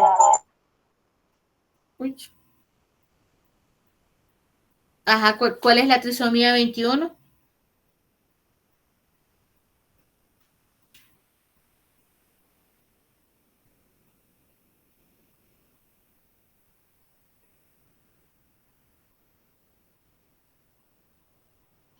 ¿Cuál es la trisomía 21, niños? Alguien que le ayude a Tatiana. Es el síndrome de Down. Es el síndrome de Down, ¿verdad? Entonces, el 40% de estos pacientes van a estar asociados con una cardiopatía congénita y de hecho ya sabemos que muchos de los pacientes de síndrome de Down mueren por una complicación cardíaca. Ahora bien, también tenemos otro síndrome que está asociado a estas cardiopatías congénitas, que es el síndrome de George. Vaya, ¿cómo se van a clasificar, verdad? Estas anomalías. Pues estas son anomalías, ¿verdad? Que se van a clasificar en 3 grupos funcionales que son cortocircuitos de izquierda a derecha, cortocircuitos de derecha a izquierda y obstrucción. Ahora bien, ¿qué es un cortocircuito? Rocío Alejandra, ¿me puede ayudar a leer, por favor? La mayor parte de las distintas anomalías estructurales de la CPC se pueden organizar entre grandes grupos según las anomalías funcionales principales que causan. Cortocircuito de izquierda a derecha, cortocircuito de derecha a izquierda y obstrucción. Un cortocircuito es una comunicación anómala entre cavidades o vasos sanguíneos. Los canales anómalos permiten el flujo de sangre a favor de gradientes de presión desde el lado izquierdo de la circulación al derecho pulmonar o viceversa. Cuando la sangre del lado derecho de la circulación fluye directamente en el izquierdo, cortocircuito de derecha a izquierda, se produce hipoxemia y cianosis, piel y membranas mucosas de color azul oscuro, porque se elude la circulación pulmonar y la sangre venosa poco oxigenada. Influye directamente hacia el suministro arterial sistémico. Gracias, Alejandra. Entonces, en conclusión, ¿verdad? Las lesiones causadas por cardiopatías pueden ser tanto provocadas por cortocircuitos o por obstrucciones. Las obstrucciones incluyen estrechamientos anormales de cavidades, válvulas o vasos sanguíneos y las obstrucciones completas se van a denominar atresias. Y, ¿verdad? Los cortocircuitos corresponden a diferentes comunicaciones anómalas, ¿verdad? Que dentro de estas, nosotros vamos a mencionar, ¿verdad?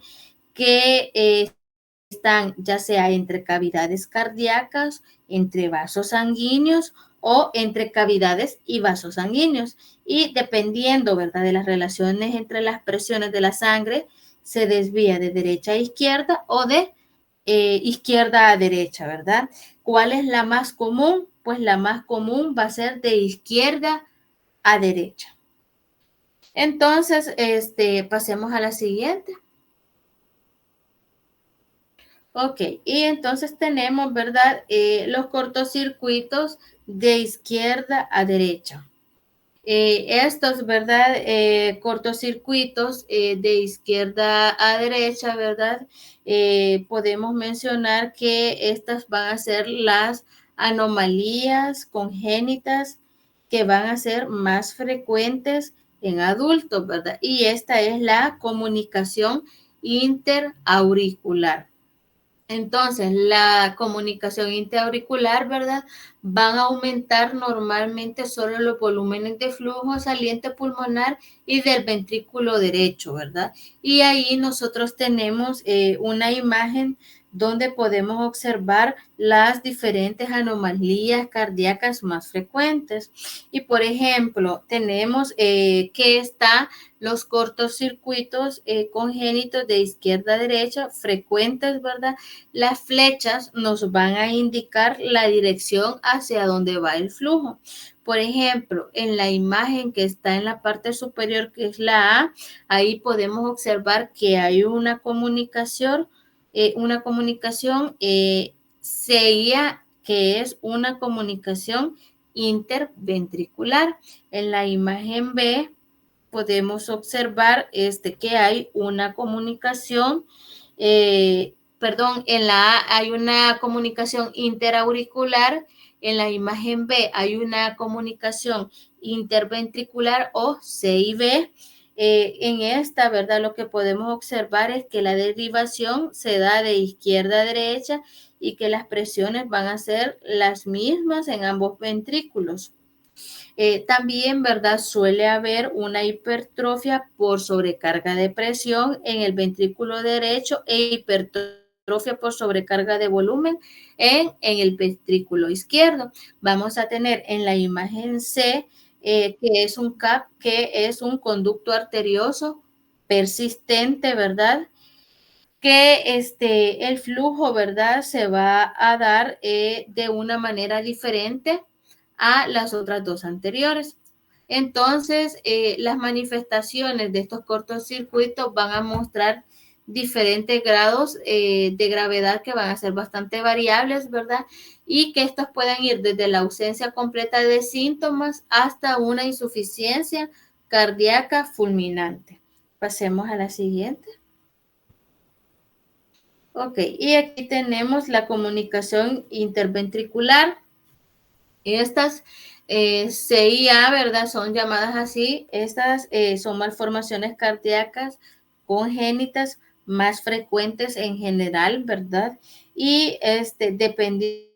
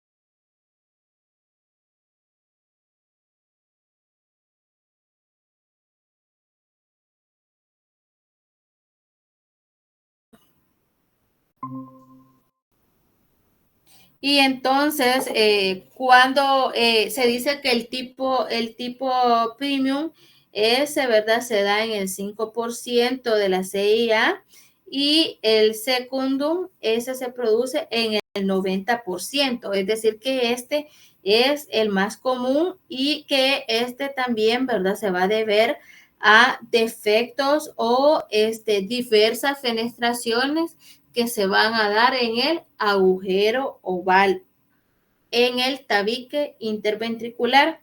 Y es importante que sepamos que no suele asociarse a otras anomalías. Pasemos a la siguiente.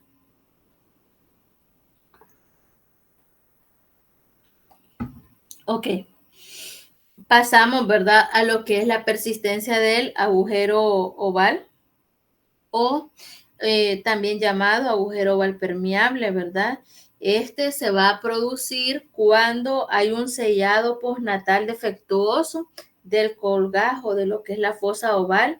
Se da más o menos en un 20%, ¿verdad?, de los individuos y puede ser un conducto, ya sea para algunos tipos de embolia, cuando hay algunas presiones elevadas del lado derecho.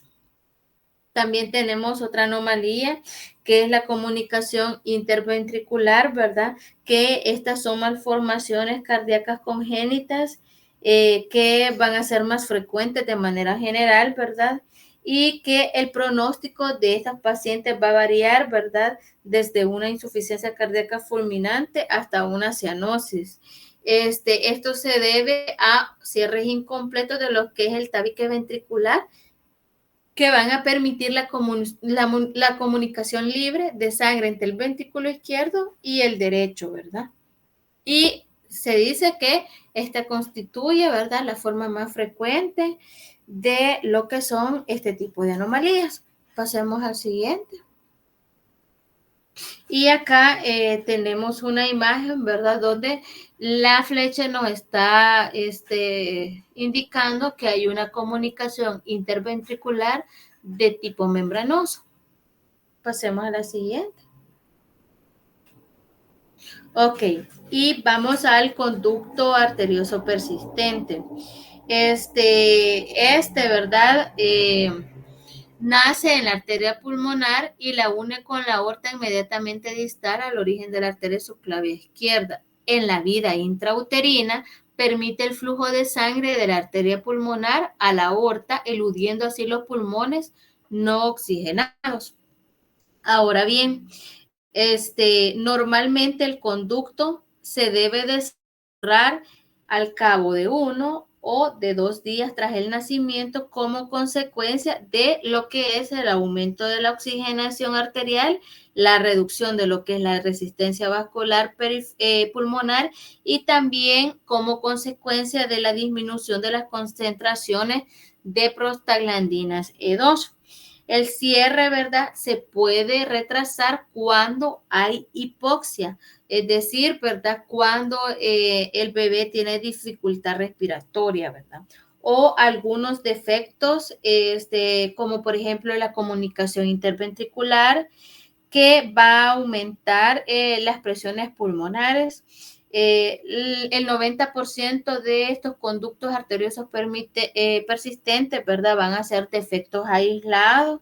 La mayoría de estos defectos van a ser asintomáticos solo al principio, pero pueden producir un soplo cardíaco continuo y se recomienda el cierre precoz, ya sea de manera quirúrgica o a través del uso de inhibidores de prostaglandinas en estos pacientes. Pasemos a la siguiente. Y también vamos a tener los cortocircuitos de derecha a izquierda. Dentro de esos cortocircuitos de derecha a izquierda vamos a tener la tetralogía de Fallot.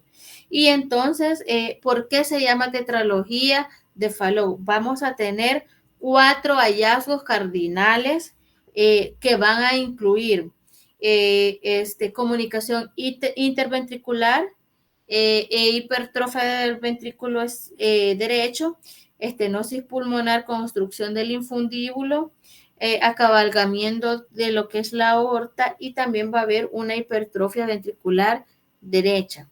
Las 3 primeras se deben embriológicamente a un desplazamiento anterosuperior de lo que es el tabique infundibular y la hipertrofia del ventrículo derecho es una consecuencia secundaria de la sobrecarga de presión.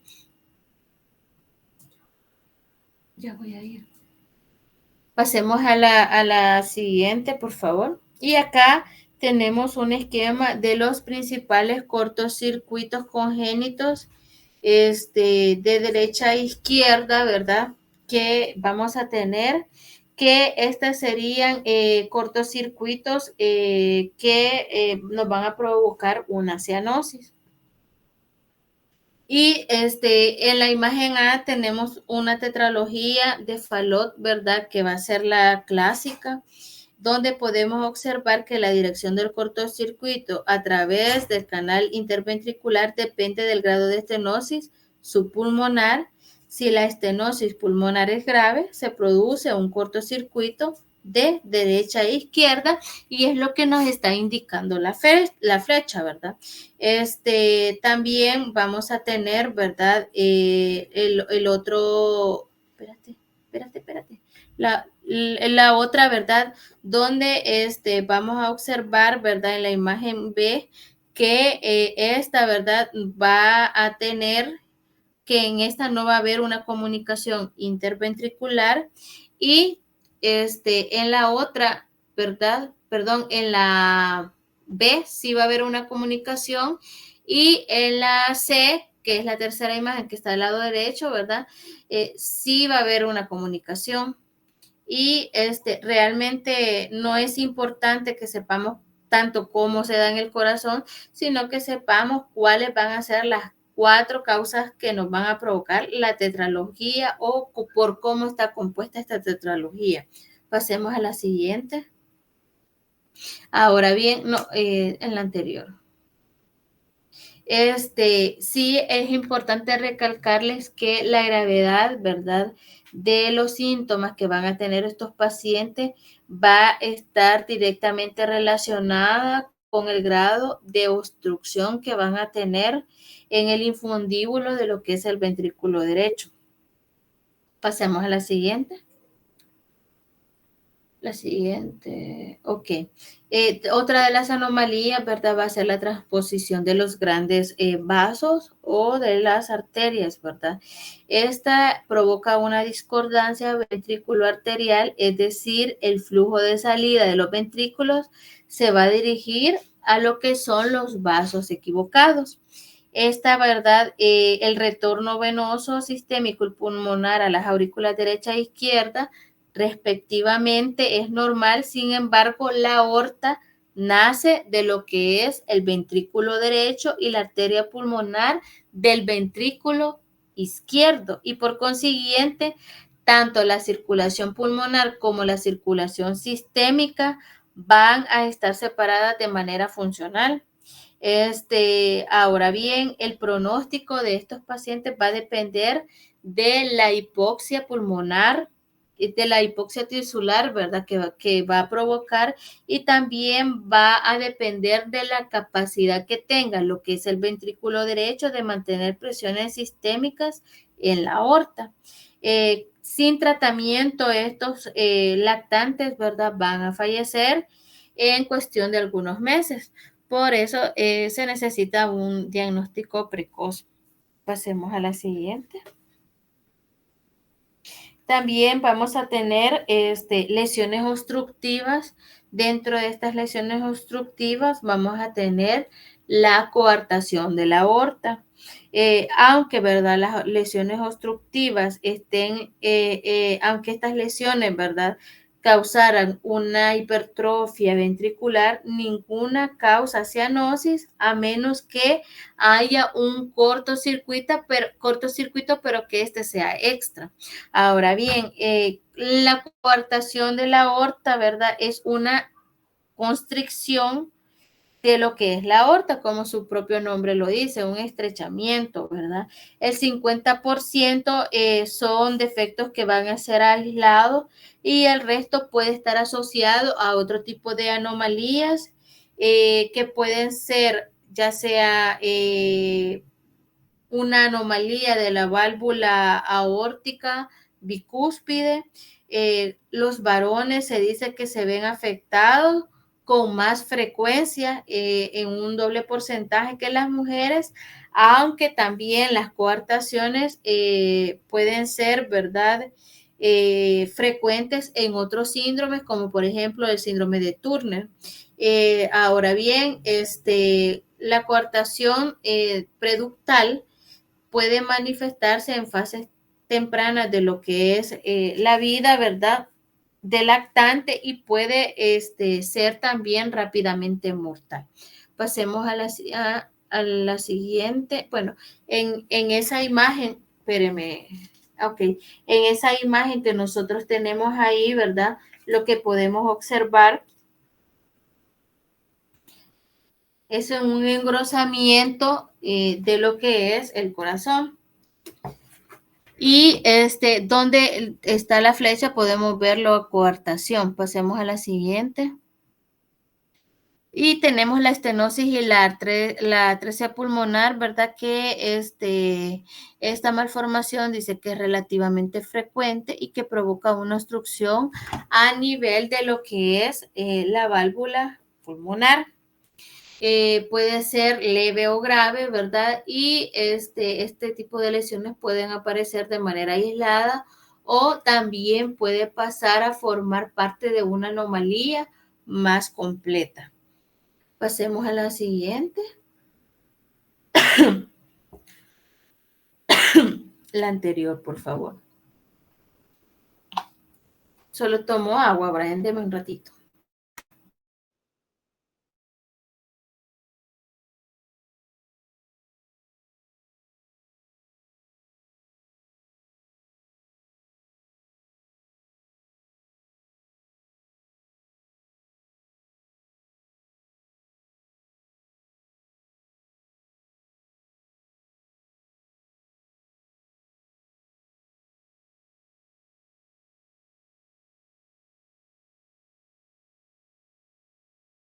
Pasemos a la siguiente, por favor. Ok, y tenemos también las estenosis y las atresias aórticas.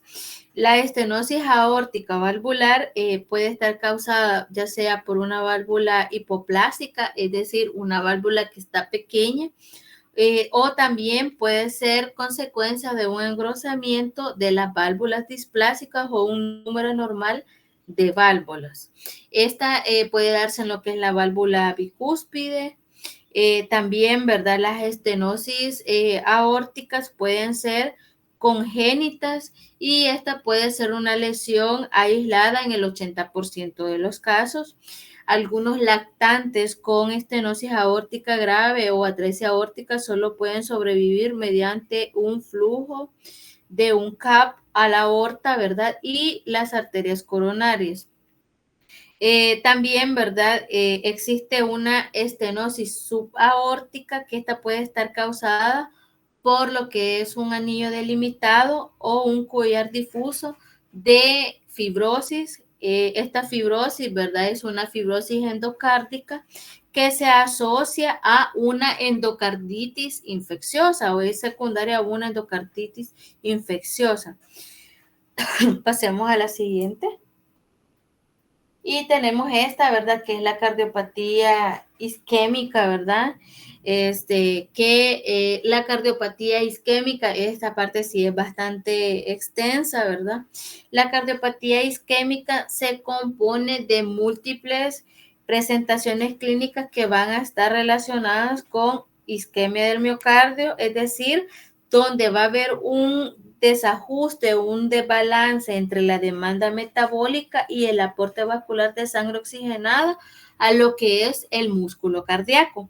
Entonces, las consecuencias van a ser un aporte insuficiente de oxígeno que se va a dar por que va a dar como manifestación una hipoxia o una anoxia y también, ¿verdad? Va a haber un aporte insuficiente de lo que son nutrientes y una disminución de lo que es la eliminación de los metabolitos. La cardiopatía isquémica va a ser responsable, ¿verdad?, del 12% de las muertes en el mundo y aproximadamente de 7.5 millones de fallecimientos al año en países desarrollados. En más del 90%, ¿verdad?, de las cardiopatías isquémicas se van a deber a lo que es arteriosclerosis coronaria, que fue lo que vimos en la clase pasada, ¿verdad? Es decir, a una enfermedad coronaria. Y también, ¿verdad? Se debe a un patrón de un estrechamiento, ¿verdad?, coronario progresivo, silencioso, ¿verdad?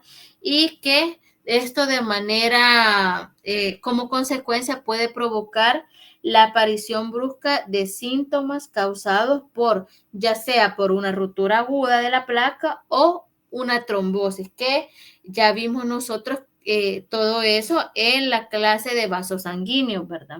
También existen otras causas que no son quizás tan frecuentes y dentro de las cuales podemos mencionar una reducción del flujo, más que todo en las arteritis, ¿verdad? También en algunos casos de vasoespasmo, algunos casos de hipotensión. También cuando se ha obstruido el 90%, ¿verdad? De lo que es, espérate, el 90%, permítanme.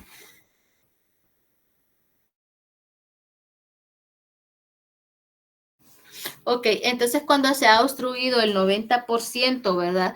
De algunos de estos vasos que le dan un aporte o un aporte o flujo sanguíneo, ¿verdad? Al corazón, los síntomas suelen aparecer incluso estando el paciente en reposo. La isquemia cardíaca, dice, se tolera por lo general peor en la hipoxemia por sí misma, como la que puede aparecer en la anemia grave, en las cardiopatías cianóticas o en la enfermedad pulmonar avanzada. Pasemos a la siguiente.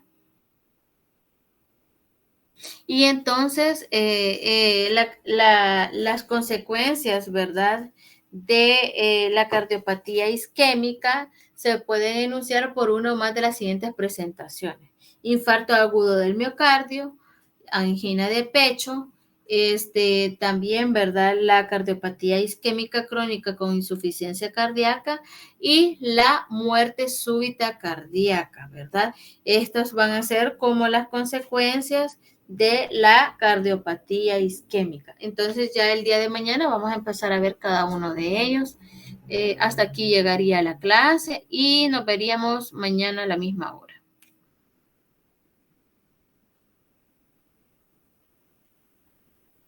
Gracias, doctora. Buenas noches. Buenas noches. Buenas noches.